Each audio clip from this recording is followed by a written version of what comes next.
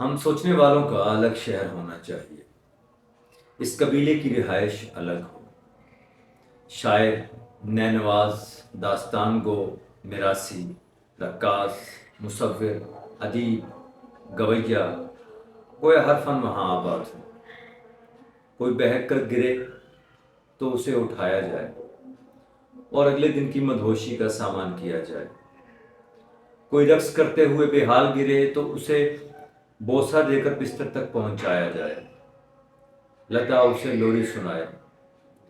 جب کوئی ابن انشا خودکشی کی سوچے تو صادقین اسے اپنے رنگوں میں محو کر لے۔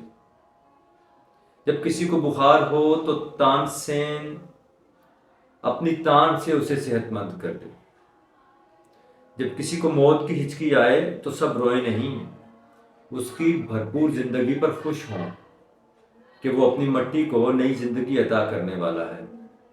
پھول چہچہائیں، پرندے مہکے مہکے پھریں، زمان کی قید نہ ہو۔ ایک برگد تلے بدھا اور سکرات اپنا اپنا زہر گھونٹ رہے ہوں جو شدید میٹھا ہو، اور ہم اس کی مٹھاس کو ترسیں۔ اور پھر جب کوئی شاعر تازہ غزل کہے تو لوگ اسے داد نہ دیں بلکہ دل نکال نکال کر دیں۔ اس کمیونٹی کا ایک ہی لباس ہو، کوئی اپنے لباس سے اعلیٰ نہ لگے، سب برابر ہوں۔ پھر ایک دن میں تمہارے کھلے بالوں پر نظم کہوں گا، ان کھلے بالوں کو جن کو صرف سکارف ہی نے چھوا اور محسوس کیا ہوگا۔